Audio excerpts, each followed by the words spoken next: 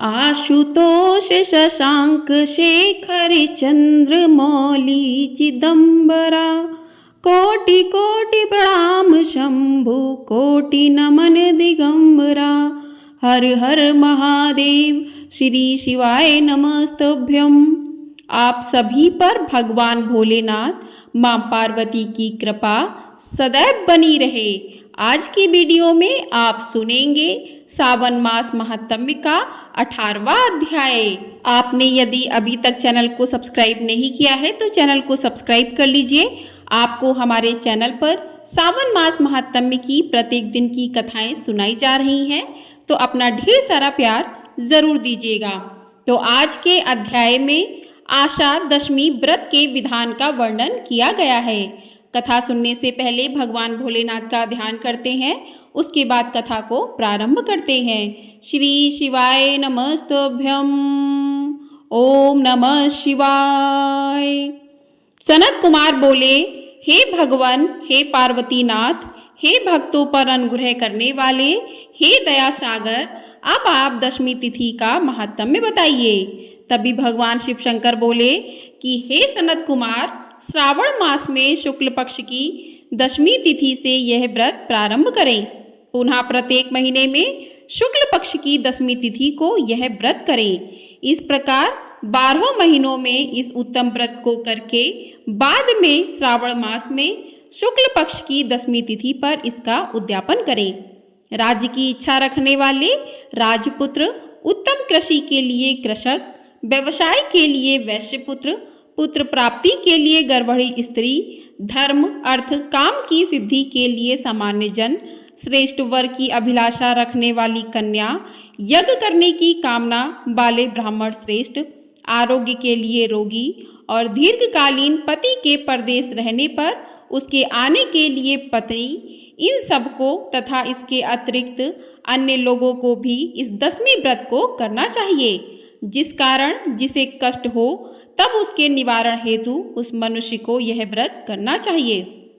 श्रावण में शुक्ल पक्ष की दशमी के दिन स्नान करके देवता का विधिवत पूजन कर घर के आंगन में 10 दिशाओं में पुष्प, पल्लव, चंदन से अथवा जौ के आटे से अधिदेवता की शस्त्र वाहन युक्त स्त्री रूपा शक्तियों का अंकन करके नक्त बेला में 10 दिशाओं में उनकी पूजा करनी चाहिए।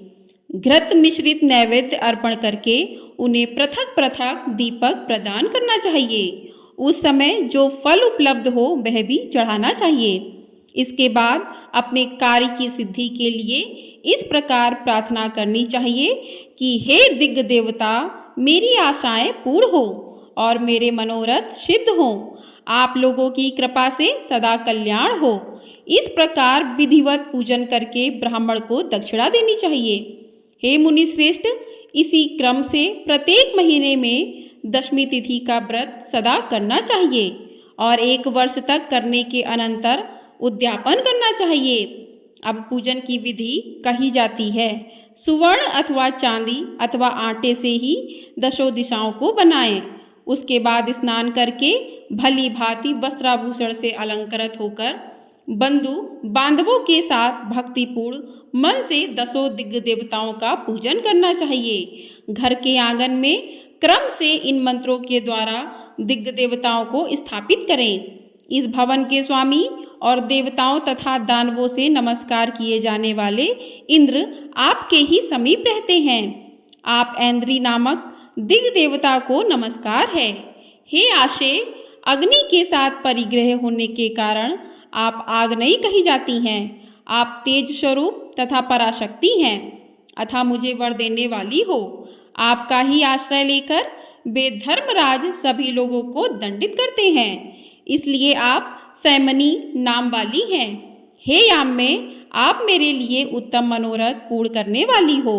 हाथ में खंडक धारण किए हुए मृत्यु देवता आपका ही आश्रय ग्रहण करते हैं, अतः आप निरृति रूपा हैं। आप मेरी आशा को पूर्ण कीजिए।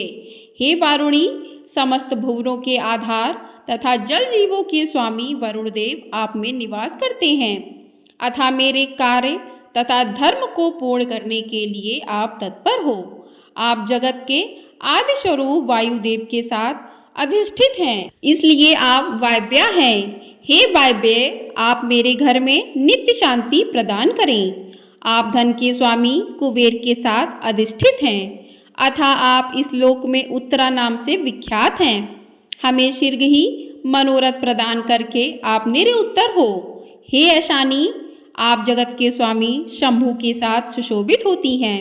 हे शुभे, हे देवी, मेरी अभिलाषाओं को पूर्ण कीजिए। आपको नमस्कार है, नमस्कार है। आप समस्त लोकों के ऊपर अधिष्ठित हैं, सदा कल्याण करने वाली हैं और सनक आदि मुनियों से घिरी रहती हैं। आप सदा मेरी रक्षा करें, रक्षा करें। सभी नक्षत्र, ग्रह, तारागण तथा जो नक्षत्र माताएं हैं और जो भूत प्रेत तथा विघ्न करने वाले विनायक हैं, उनकी मैंने भक्ति युक्त मन से भक्ति पूर्वक पूजा की है। वे सब मेरे अभिष्ट की सिद्धि के लिए सदा तत्पर हों। नीचे के लोकों में आप सर्पों तथा नेवलों के द्वारा सेवित हैं, अथा नाग पत्नियों सहित आप मेरे ऊपर प्रसन्न हो। इन मंत्रों के द्वारा पुष्प, धूप आदि से पूजन करके वस्त्र, अलंकार तथा फल निवेदित करना चाहिए। इसके बाद वाद ध्वनि, गीत, नृत्य आदि मंगल कृत्यों और नाचती हुई श्रेष्ठ स्त्रियों के सहित जागरण करके रात्रि व्यतीत करनी चाहिए। कुमकुम, अक्षत, तांबुल, दान, मान आदि के द्वारा भक्तिपूर्ण मन से उस रात्रि को सुखपूर्वक व्यतीत करके प्रातःकाल प्रतिमाओं की पूजा करके ब्राह्मण को प्रदान कर देनी चाहिए। इस विधि से व्रत को करके क्षमा प्रार्थना तथा प्रणाम करके मित्रों तथा प्रिय बंधुजनों को साथ लेकर भोजन करना चाहिए। हे तात, जो मनुष्य इस विधि से आदर पूर्वक दशमी व्रत करता है, वह सभी मनोवांछित फल प्राप्त करता है। विशेष रूप से स्त्रियों को इस सनातन व्रत को करना चाहिए, क्योंकि मनुष्य जाति में स्त्रियां अधिक श्रद्धा कामना परायण होती हैं। हे मुनि श्रेष्ठ, धन प्रदान करने वाले, यश देने वाले, आयु बढ़ाने वाले तथा सभी कामनाओं का फल प्रदान करने वाले इस व्रत को मैंने आपसे कह दिया। तीनों लोकों में अन्य कोई भी व्रत इसके समान नहीं है। हे ब्रह्मापुत्रों, में श्रेष्ठ वांछित फल की कामना करने वाले जो मनुष्य दशमी तिथि को दसों दिशाओं की सदा पूजा करते हैं, उनके हृदय में स्थित सभी बड़ी बड़ी कामनाओं को वे दिशाएं भलीभूत कर देती हैं। इसमें अधिक कहने से क्या प्रयोजन। हे सनत कुमार, यह व्रत मोक्षदायक है, इसमें संदेह नहीं करना चाहिए। इस व्रत के समान ना कोई व्रत है और ना तो कोई होगा। बोलिए भगवान शंकर की जय, बोलिए माँ पार्वती की जय। इस प्रकार श्री स्कंद पुराण के अंतर्गत ईश्वर सनत कुमार संवाद में श्रावण मास महात्म्य में आषाढ़ व्रत कथन नामक 18वां अध्याय पूर्ण हुआ। बोलिए हर हर महादेव। आइए अब जानते हैं कि भगवान शिव शंकर को देवों के देव महादेव क्यों कहा जाता है। देवताओं की दैत्यों से प्रतिस्पर्धा चलती रहती थी। ऐसे में जब भी देवताओं पर घोर संकट आता था तो वे सभी देवादिदेव महादेव के पास जाते थे। दैत्यों, राक्षसों सहित देवताओं ने भी शिव को कई बार चुनौती दी, लेकिन वे सभी परास्त होकर शिव के समक्ष झुक गए। इसीलिए शिव हैं देवों के देव महादेव। वे दैत्यों, दानवों और भूतों के भी प्रिय भगवान हैं। वे राम को भी वरदान देते हैं और रावण को भी वरदान देते हैं। तो इसीलिए भगवान शिव को देवों के देव महादेव कहा जाता है। आइए अब जानते हैं कि भगवान को शिव और शंकर नाम के साथ कैसे जोड़ा जाता है। तो शिव का नाम शंकर के साथ जोड़ा जाता है। लोग कहते हैं शिव शंकर भोलेनाथ।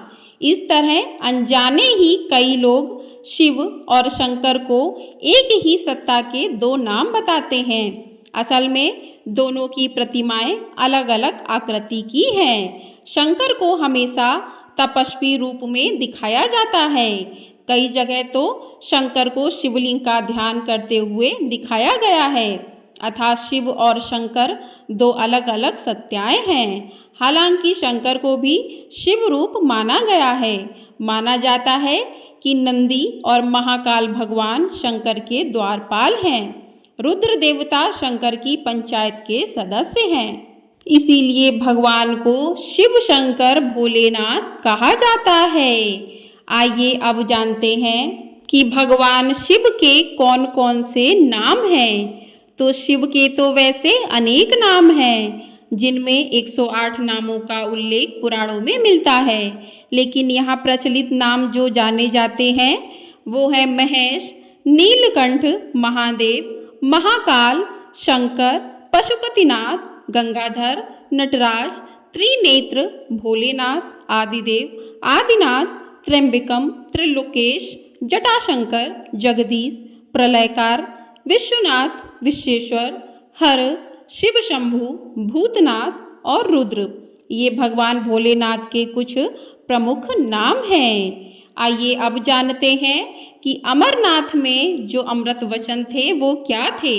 तो शिव ने अपनी अर्धांगिनी पार्वती को मोक्ष हेतु अमरनाथ की गुफा में जो ज्ञान दिया, उस ज्ञान की आज अनेकानेक शाखाएं हो चली हैं। वह ज्ञान योग और तंत्र के मूल सूत्रों में शामिल है। विज्ञान भैरव तंत्र एक ऐसा ग्रंथ है जिसमें भगवान शिव द्वारा पार्वती को बताए गए 112 ध्यान सूत्रों का संकलन देखने को मिलता है। आइए अब जानते हैं शिव महिमा के बारे में। शिव ने कालकूट नामक विष पिया था जो अमृत मंथन के दौरान निकला था। शिव ने भस्मासुर जैसे कई उस असुरों को वरदान दिया था। शिव ने कामदेव को भस्म कर दिया था। शिव ने गणेश और राजा दक्ष के सिर को जोड़ दिया था।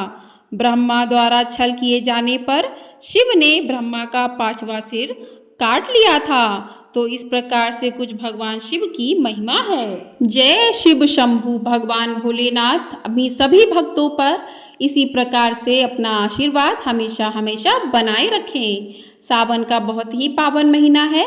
इस महीने में भगवान भोलेनाथ की जो भी भक्त सच्चे मन से पूजा आराधना करते हैं, भगवान भोलेनाथ अपने भक्तों की सभी मनोकामनाओं को पूर्ण करते हैं। बोलिए हर हर महादेव। तो आपको ये वीडियो पसंद आई हो तो वीडियो को लाइक ज़रूर कीजिएगा, ज़्यादा से ज़्यादा लोगों में शेयर कीजिएगा और चैनल पर आप पहली बार आए हैं तो चैनल को सब्सक्राइब ज़रूर कर दीजिएगा। आपको हमारे चैनल पर प्रत्येक दिन सावन महात्म्य की कथाएं सुनाई जा रही हैं। ढेर सारा प्यार अपना कमेंट बॉक्स के माध्यम से अवश्य दीजिएगा और कमेंट बॉक्स में हर हर महादेव अवश्य लिखिएगा। जय शिव शंभु।